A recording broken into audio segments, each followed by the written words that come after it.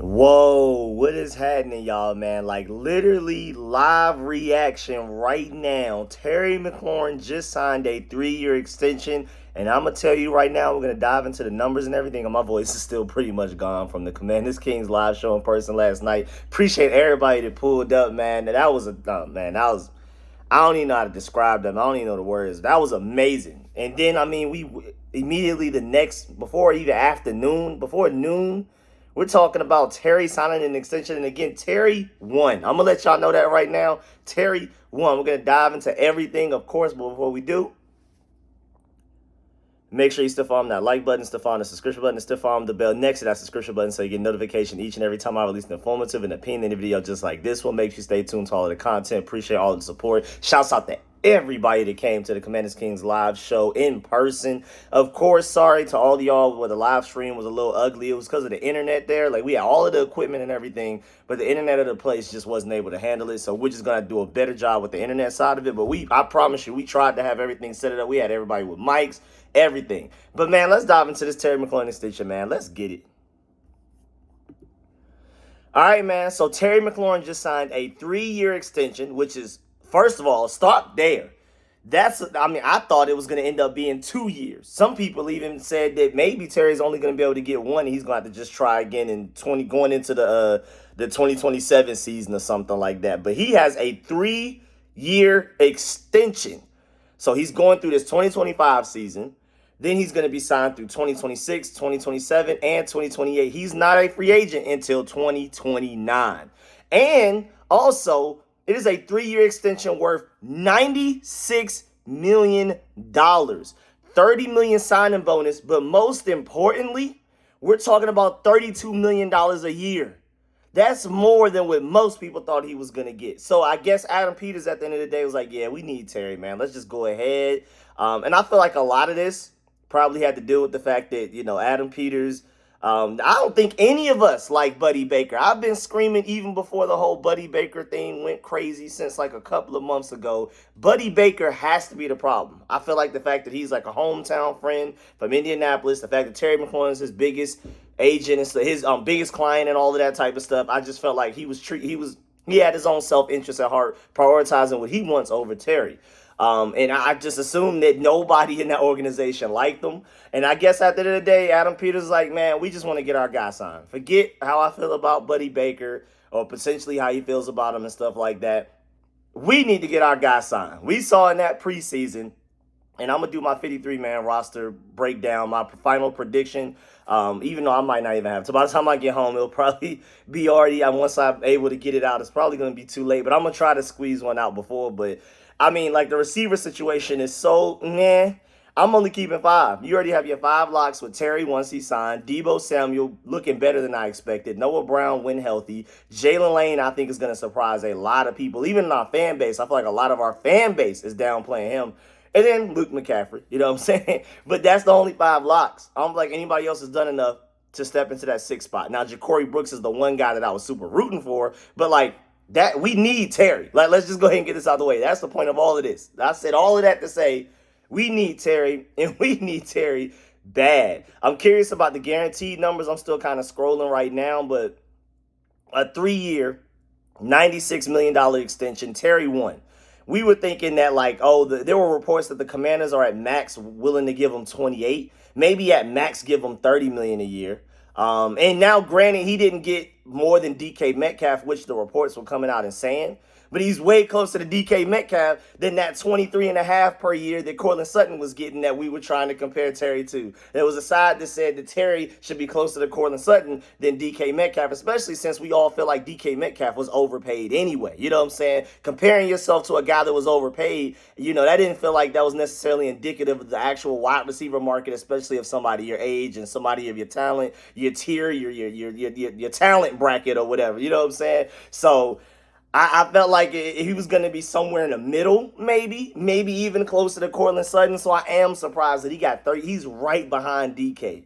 And I don't know with the Commanders that maybe Terry was just like, man, I want more than DK, but I'll take us getting as close as possible, because just not even too long ago, there were several reports coming from different people that he wasn't even going to get close to it. So I guess once the Commanders, I don't know if they caved in. They were like, man, I feel like that's what changed here. I don't feel like Terry McLaurin changed much. I feel like the Commanders changed the most. I feel like Adam Peters went the furthest in that discussion. Like if they started here, this is Terry McLaurin, this is Adam Peters. I felt like they met here. You know what I'm saying? I feel like Terry budged a little bit. I feel like Adam Peters budged the most. So again, Terry McLaurin won, man. But at the end of the day, we all win, man. Like I said, we need this wide receiver position locked down so bad. We need Terry so bad. If y'all haven't checked out that Brett Coleman bootleg football, and then I forgot the other guy's name, but he's great as well. Man, I love those two. They like do deep research. They provide, even like for me, the stats that they bring, insane. And they did like a whole hour video breaking down like the Commanders season, breaking down what we did, what our tendencies were last year, offensively and defensively,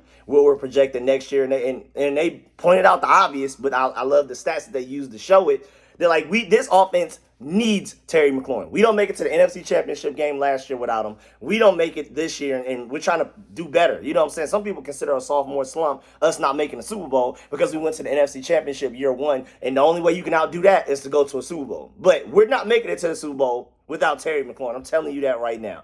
Even just, not just because he's a top 12 receiver, you would say, and right now he's being paid like a top 4, top 5 receiver. But I mean, that's just the way the market goes. He who signs the most recent is going to get the bigger bag, even if he's not necessarily better than some of the guys that are actually getting paid below him. But those guys will get new contracts in a year or two, and then Terry will end up down somewhere in the teens, if not by next year, the year after that. But we need Terry bad, bro. Like, this offense is so dependent upon his deep threat ability. If anything, forget about like if he's a top 12 receiver overall, specifically the skill set of being a deep threat, and statistically, like I've already shown y'all, the single best contested catch receiver in the entire NFL last year. He was number one, not just top 5 or anything, number one in like 4 or 5 different advanced stats that all centered around different contested catch situations, like contested catch touchdowns, contested catch rate, passer rating, and contested catch situation. It was like insane. You know what I'm saying? And so those two things, nobody else on this team provides. Jalen Lane may have the potential to bring you some of that deep threat ability. I'm hoping so. And that would be but the most important part is you need 2 to make it work. If you only have 1 deep threat, everybody's going to focus their attention on that guy, just like Terry McLaurin had to do it last year. So if Terry wasn't here, Jalen Lane now is your only deep threat. They're just going to focus on him and make sure he can't work down the field, and then just let everybody else get away with anything underneath and make sure they rally and stop us from getting from first downs and stuff like that. But now that you have 2, what does the defense do to stop you? So Terry and Jalen Lane are your deep threats. Your route runners are Terry and Noah Brown. You see where I'm going? Your explosive plays, that's Terry and Debo. No matter which way you look at it, Terry is a part of that certain niche that we need in this team. And again, contested catch situation, nobody, let alone on this team, was better than Terry McLaurin. Between Noah Brown, Luke McCaffrey, Jalen Lane, Debo Samuel, nobody in the NFL was better than Terry McLaurin in contested catch situations. So again, every niche, if you need deep threats, Terry and Jalen Lane. You know what I'm saying? You need route runners, Terry and Noah Brown. You need explosion. You need give them the ball, they make something happen afterwards. Other than getting shoestring tackled from behind a few times last year, Terry and Debo. No matter the group or the type of receiver that you're looking for, Terry is a part of that group. That's why he's so important. He's a man of many hats, man. I mean, again, just contested catch situations. He had 24 last year. He was first in that.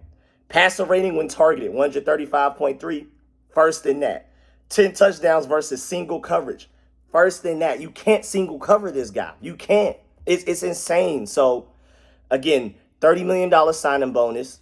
Shouts out to Adam Schefter for breaking the news. He was the first one that I saw with it and everything like that. But this is $32 million a year, y'all.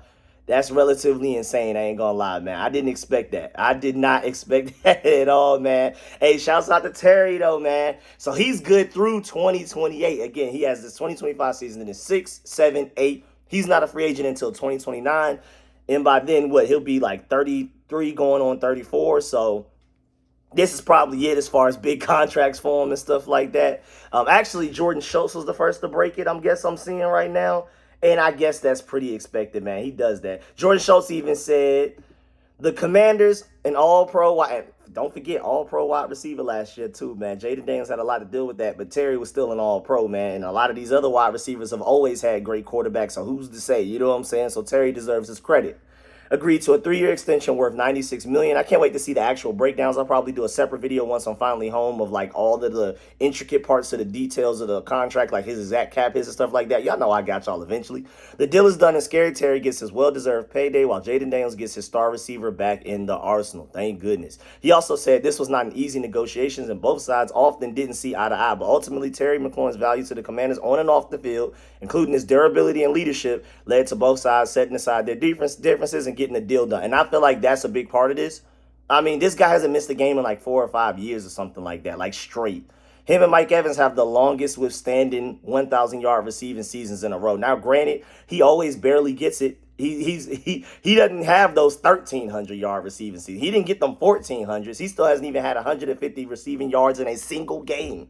Going on 30 years old, that's insane. But when you're talking about Mr. Dependable and Mr. Consistency, you can't outdo Terry McLaurin and Mike Evans, man. But even more so than Mike Evans, Terry McLaurin, again, hasn't missed a game in the last 4 or 5 years. So you could argue Terry McLaurin is the most dependable receiver of the last 4 or 5 years in the entire NFL. Is he the best? No, I'm not saying that at all. But dependability, if we're talking about a floor, if you're talking about you have a quarterback that a lot of people are assuming for some crazy reason he's going to have a sophomore slump, I mean, Terry McLaurin is the best guy to have for him to have, man. Zach Ertz, the safety blanket. Terry McLaurin, Mr. Dependable. And then everybody else just has variance. You know, Deebo Samuel may be a little volatile from game to game. Same thing with Jalen Lane. Noah Brown, he's not really volatile outside of the fact that is he even going to be healthy? You know what I'm saying? How often is he going to be available? His health is his validity.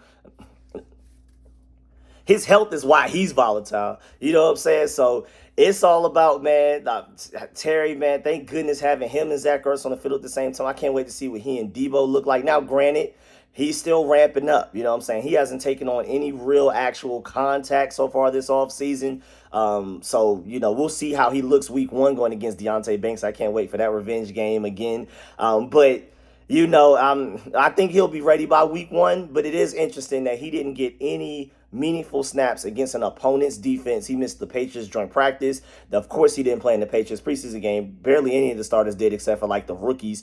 And then the Bengals preseason game where all of the starters except for like the super vets, like even though Laramie Tunsil's a little younger than the rest of them, but Bobby Wagner, Von Miller, all of those guys didn't play. And then, of course, the backups of the backups played in that Ravens game. I mean, that was a put you to sleep right there. That game gave me itis without even eating.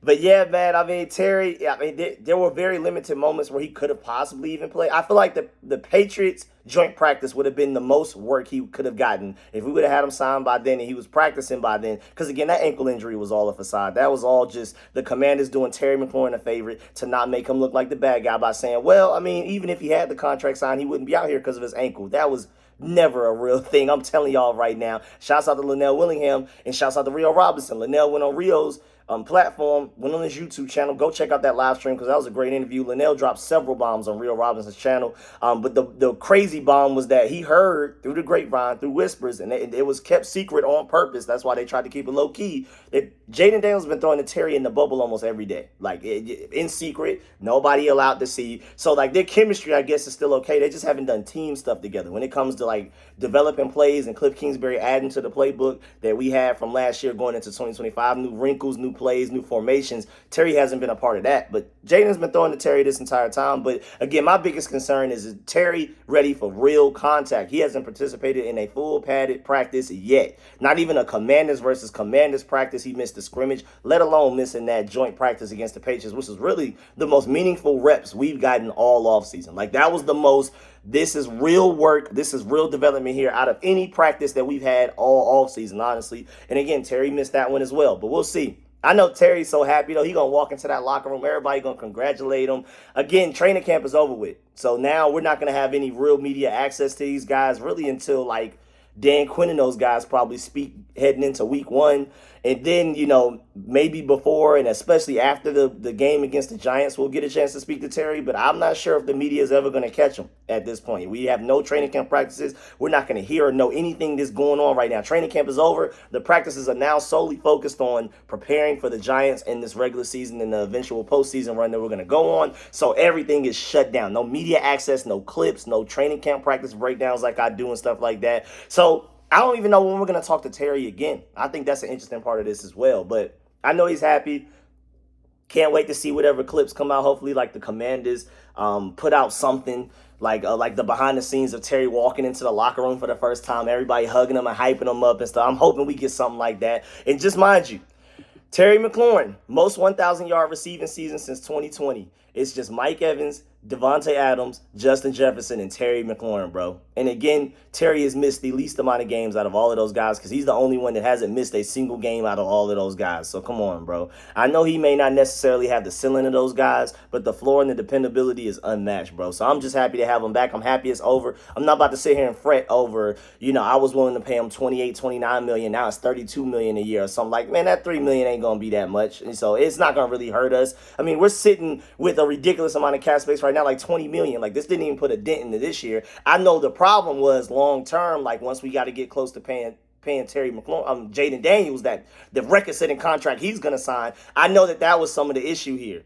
But as far as like, come on, bro, Terry, an extra 3 mil a year compared to maybe some of y'all, maybe 5, it's not that serious. But yeah, man. That's the end of this video. Please make sure you still follow that like button, still follow the subscription button, still follow the bell next to that subscription button so you get notification each and every time I release an informative and opinion video just like this one. Let me know how you feel about this old Terry McLaurin deal. I got to head to the airport immediately. I'm out. Appreciate y'all.